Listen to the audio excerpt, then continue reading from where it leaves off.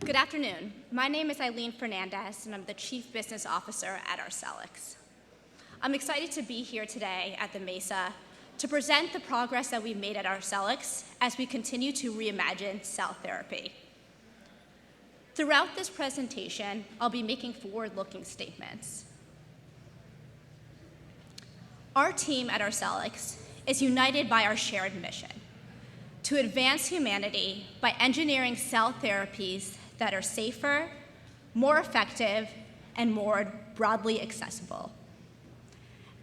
And that starts with our differentiated technology, our novel synthetic binding domain, which we call our D domain. Our D domain has been validated through our positive preliminary clinical results. This past December at ASH, we presented data on our CART ddBCMA program, a phase 1 in patients with multiple myeloma.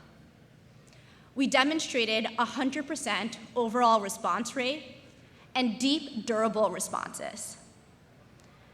At ASH, we were also excited to announce our partnership for this lead program with Kai Pharma, the global cell therapy leader. A potential best-in-class therapy now partnered with Kai Pharma. We are well-positioned to scale manufacturing, to deliver on a commercial footprint, to support leadership in the CAR-T multiple myeloma market, a large opportunity. This deal also enabled us to raise sufficient capital to fund operations into 2026 for both our lead development program as well as our pipeline activities. I'll go into each of these pillars in a bit more detail, starting with our D domain, which you can see here on the right-hand side. Compared to other binders traditionally used in CAR-T, most notably scFvs, you can see here that our D domain is much smaller. Our D domain has been engineered to also be more stable with a hydrophobic core. And we are seeing 3 unique characteristics associated with this D domain. The first is a high transduction efficiency, which means that in our manufacturing process, we're seeing a higher proportion of CAR-positive cells, which leads to a lower dose and potentially the safety profile that we're seeing in our clinic. Next, we are also seeing a higher surface expression, which means that our T cells are more decorated with this D domain binder, which leads to higher avidity and more efficient T cells as well. Lastly, what we're not seeing is important as well. We're not seeing that typical tonic signaling often associated with scFvs. Instead, we're seeing reduced T cell exhaustion. Most importantly, when it comes to our D domain, this has been validated in the clinic through our phase 1 data. At ASH, we presented preliminary results, which included 100% overall response rate and a CR rate north of 70%. We continue to see responses deepen over time, and we will be presenting longer-term duration and median PFS data at ASH this coming December.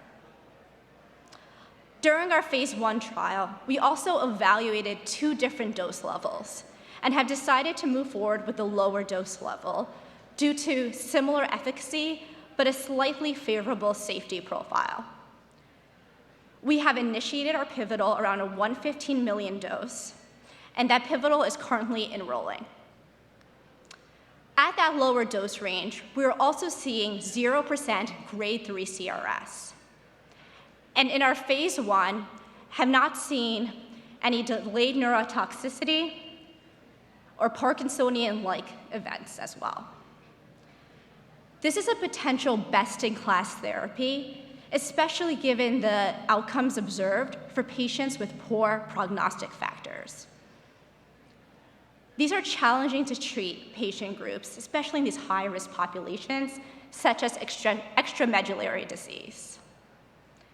You can see in the chart here the duration of response for the 13 EMD patients that are included in our phase 1, and that the median PFS is similar to that of the overall population. This is a potential therapy that's able to eliminate multiple myeloma cells, both inside and outside of the bone marrow. We have also presented manufacturing data for all 38 patients dosed in our phase 1, and that includes 100% manufacturing success rate. And this is really where you can see that unique differentiation as it relates to the stability of our D domain. And that includes a higher CAR positivity, but also more consistent outcomes across these 38 patients. And consistency is important. Commercial CAR Ts are facing challenges really scaling operations and seeing more high variability in their manufacturing process, which is leading to high out-of-spec rates. The available commercial products are unable to meet the demand of multiple myeloma patients in this therapy. And that's because multiple myeloma is a significant market opportunity. Multiple myeloma impacts over 1,000 patients annually, and is the third most common blood cancer. We've also seen in recent data the growing opportunity for CAR T, especially as we move into earlier lines of therapy. And that's why we're well positioned with our partners of Kai to be a leader in this space, especially given the large opportunity in multiple myeloma. This is a global collaboration to co-develop and co-commercialize our CAR ddBCMA program with a 50-50 profit split in the US, as well as to receive low to mid-teen royalties ex-US. The power of this partnership is also the ability to leverage the strengths of both of these organizations. Kai has a proven manufacturing and commercial infrastructure and has treated over 16,000 patients. We have initiated our tech transfer to Kai, and Kai will be manufacturing our commercial product. They have demonstrated their ability not only to launch, but also to scale their lymphoma products to deliver a reliable process to both physicians and patients with a 17-day turnaround time. We're also excited to collaborate with Kai on next-gen BCMA programs, as Kai has continued to invest in innovation within the cell therapy landscape. This deal also positions us from a cash standpoint to support operations through BLA.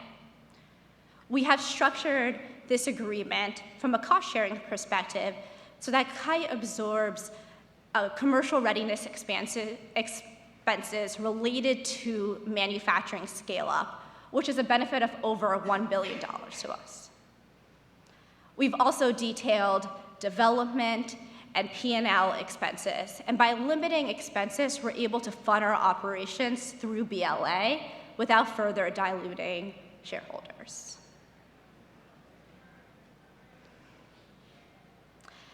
We're also able to fund our operations for both the development of our lead program as well as our pipeline programs.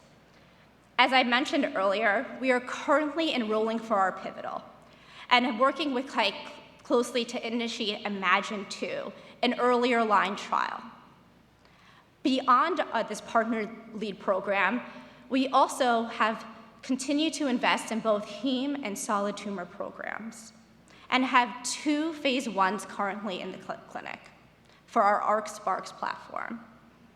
This is for Arcellx 001, targeting BCMA and multiple myeloma, as well as Arcellx 002, which targets CD123 and AML. Our Arcellx program is a novel modular approach to cell therapy. Powered by the D domain, our Arcellx platform consists of a Sparx protein that has been engineered to target tumor cells, as well as an ARC T cell, a universal T cell that is dosed separately and only activated when it engages with a Sparks protein that is bound to a tumor cell. This allows for both an adaptable and controllable platform. As you can see in the mouse models here, we've been able to control our T potency through this Sparks dosing. We're also able to use multiple Sparks to combat heterogeneity. And this is where we think Arcellx really has an advantage in more challenging to treat indications that have heterogeneity, such as AML. I'd like to wrap up with giving credit to our dedicated team, our Arcellx team, as well as our partners at Kai, our board, and our investors. Our team has really laid the foundation for our success, for positioning us to advance our lead program through commercialization, to execute on our ArcSparks platform, and also to deliver on our mission to reimagine cell therapy. Thank you so much for the time.